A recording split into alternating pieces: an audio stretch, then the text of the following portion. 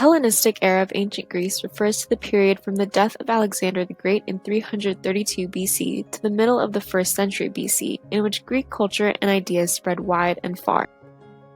The Hellenistic world fell to the Romans in stages, but the influence still remains a topic of discussion today. The dying Gaul presents a Gallic warrior in his final moments as he falls from a fatal wound. His face portrays an expression of pain, agony, and discomfort. This marble sculpture from the 1st or 2nd century AD is a Roman copy of a Greek bronze original, which was created in the 3rd century BC. In this Hellenistic era of ancient Greece, art became more naturalistic and expressive. Prior to this period of artistic flourishment, sculptures of humans were generally depicted as stoic and unemotional. But as we can see with the dying Gaul, artists during the Hellenistic era sought to depict the extremes of human emotion, such as happiness, sadness, old age, or in this case, suffering.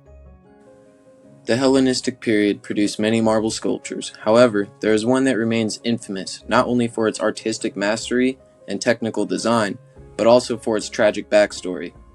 The subject at hand is that of Colton and his sons, a work of art that depicts incredible agony that evokes emotion to its viewers. Although many versions of the story exist, there is one that has stood the test of time, as it has become the most common. The story goes like so. There was a priest from Troy during the Trojan War named Colton, who foresaw the great wooden horse delivered by the Greeks, who were the Romans' enemies, as a trick rather than a gift. When he attempted to warn the city, the goddess Athene, who protected the Greeks, didn't like his attempt at exposing the wooden horse trick, so, as punishment, she sent 2 great serpents after him and his 2 sons. In the great marble sculpture, we view the scene through dynamic movement within the composition where the priest's 2 sons are being strangled and crushed by the irresistible power of the serpents, while their father struggles to use all of his might to save them and himself. The sense of realistic motion depicted in their poses give this sculpture a complex design which produces a strong variety in negative shapes. As for Colton, I can only imagine how stressed he was in this very moment, considering the amount of exposure we see here. Furthermore, the facial expressions among the 3 individuals portray immense agony and suffering, which ultimately finalize the piece in its ability to evoke emotion into its viewers.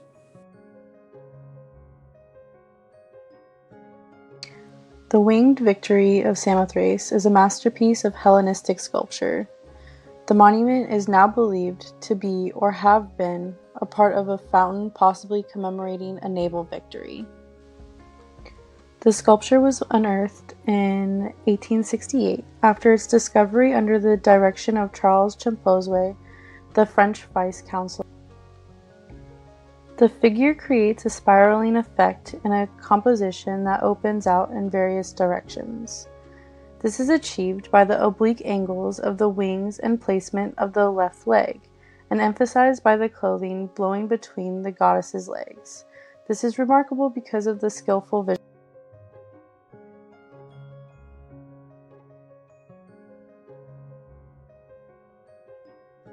The city of Pergamon flourished during the Hellenistic era.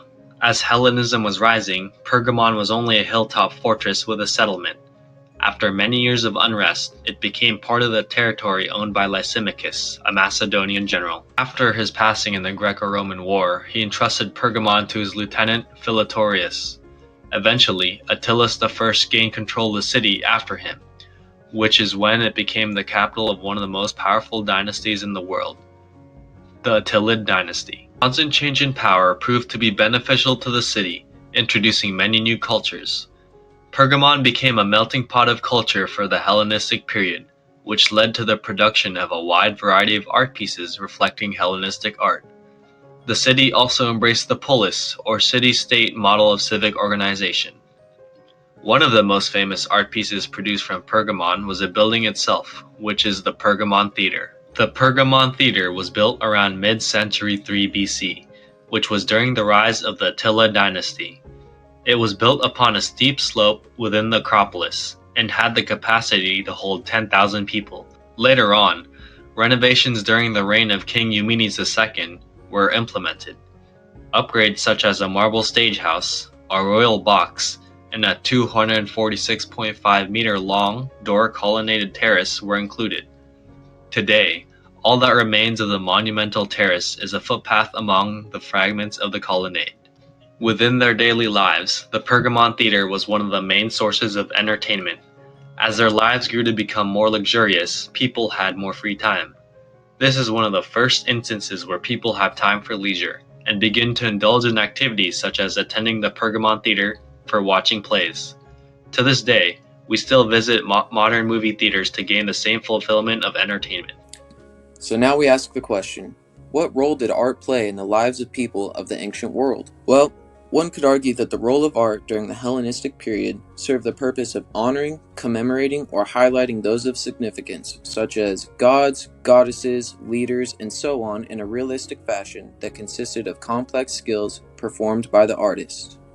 Some works served as illustrations of wealth, while others served as memories of power or importance to those who lived during ancient times.